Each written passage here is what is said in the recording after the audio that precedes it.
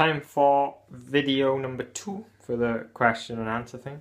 So here's another 5 questions that people have sent in, and here's Isabel. So yeah, let's get into the questions. Right, first up, Mikeski. I probably butchered the pronunciation of that. Any tips when babies have constipation? For baby constipation, oh, she's already gone. Good start, Isabel. You've got to stay on your back for this one. And what we like to do is this. So shaking the legs and going up. We also like to do the bicycle kicks. With a little bit of that in the end. Maybe a little bit of this. Press the legs up and push down. Isabel likes it. But yeah, or bicycle kicks, any sort of leg movement, pushing up like that. Do the baby massage we get in. Rubbing the legs, rubbing the belly. You always got to do it clockwise. For whatever reason, something to do with that's the way the things go. And then eventually, she gets bored and wants to turn over. Obviously at this age, she just wants to crawl now. So baby massage is probably more for the younger ones. But you can't just do this. We still do it now if she looks like she needs a poop. Sorry. Katie asks, are there any baby products you were recommended but didn't end up using? For us, we bought a lot of the bottle feeding stuff. We had the prep machine, big sterilizer, loads of extra bottles, and obviously Rachel took the breastfeeding fine, so we didn't need any of it. So we sold all that. We also had the pram, which we did use for a little bit. We used it until the start of July, and then we've just gone with a baby carrier ever since. Yep, sorry Ralph. Now we just use the baby carrier. And like I said, we haven't used the pram for 4 months. This is why it's good to edit videos. And yeah, but you kind of had to buy a pram. We did use it. So you don't know how you're going to parent until you're there as well, to a certain extent. So we got that one ready now for the next one. They'll probably stay in it for a little bit maybe, and then we'll just jump straight into the carriers. There's also the Moses basket, but again, we used that early on, and then as soon as we got the next to me cot, and Isabel weren't really fussed on napping during the day unless it was on you. So that kind of gone now. But again, keep it for the next one. In fairness, we weren't recommended a lot, but they were obviously baby products we bought that we didn't end up using. Claire asks, what was your most useful baby buy? Right, for us, it was this. Next to me cot. Not like the official next to me cot. This was one off eBay. But yeah, prior to that, we used to use the Moses basket, and she'd fall asleep in it to start off with, but then eventually I'd have to pick her up and I'd have her on my chest, which I know you're not supposed to do, but that's what we did. So now instead you've just got the bed next to me cot, sorted. Now in the middle of the night when Isabel wakes up, Rachel puts her on because we're still breastfeeding, so she feeds, falls asleep. Admittedly, she will sometimes be in the middle of the bed. But we do co-sleep with Isabel. People say you shouldn't do it, but it can be done perfectly safely. I ain't going to get into it now because I don't want this to be a massively long video about co-sleeping. But yeah, highly recommend, especially if you're breastfeeding, anyone buy a next to me cot. Now, even on a difficult night, you haven't got to turn the lights on, we haven't got to do anything in the night. Slide her on, slide her back. She got her own space. Easily the best thing we bought.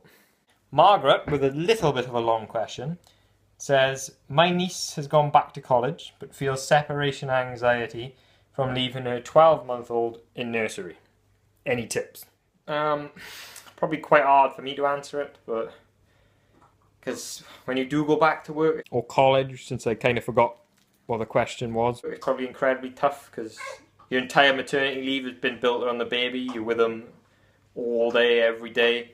I know Rachel's probably going to struggle with it when she goes back to work because she's going to go from going breastfeeding on demand with Isabel pretty much every minute of the day at the moment. It's going from that to doing 12-hour shifts without her. It's going to be hard work. So I dare say she's probably going to have a little bit of separation anxiety.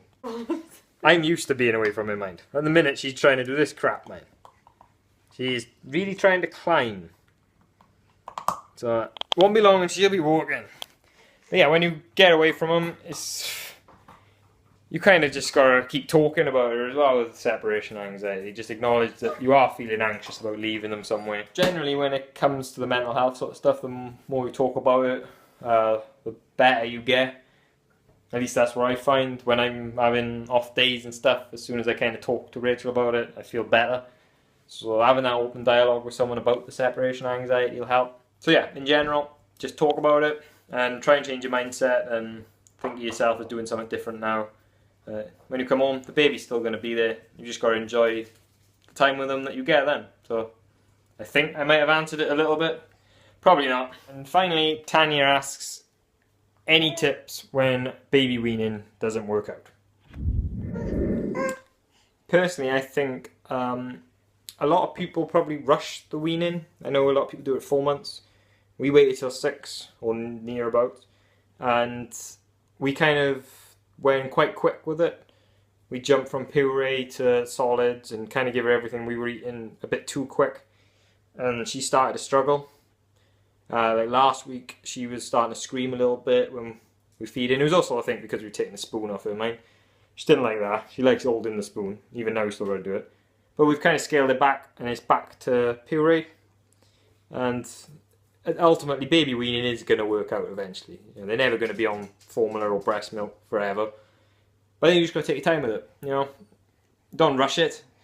Don't hurry it and do it at 4 months. Wait till 6 months. They'll be much better off with it. She loves it now most of the time. But you just got to go with whatever they're doing. You know, you take it how they want it. If they are struggling with it, you scale it back. Like I said, the good thing is with breastfeeding is it doesn't matter if she doesn't eat a lot, because we haven't got to worry about, oh, how much formula do we give her this time? No, it's just she goes back on the boob and she has what she wants until she's full. So yeah, just go with them. Cheers for all the questions. That's that done for now. Might do another Q&A at another point. Obviously I need questions to be able to do a Q&A, so if anyone want to send any, feel free. Isabel is currently feeding. There she is. Rachel's breastfeeding, look. There's the dogs. Mm-hmm. How you doing? Piss off. There's Rachel. Anyway, until next time. So, cheers for watching. Here's the buttons and stuff. Here's a subscribe one. And then if you want to watch the other Q&A one, because if for some reason you went straight to number 2, number 1's also there. So, you know, click that if you want, or subscribe if you want. Wherever. Don't mind. Till next time.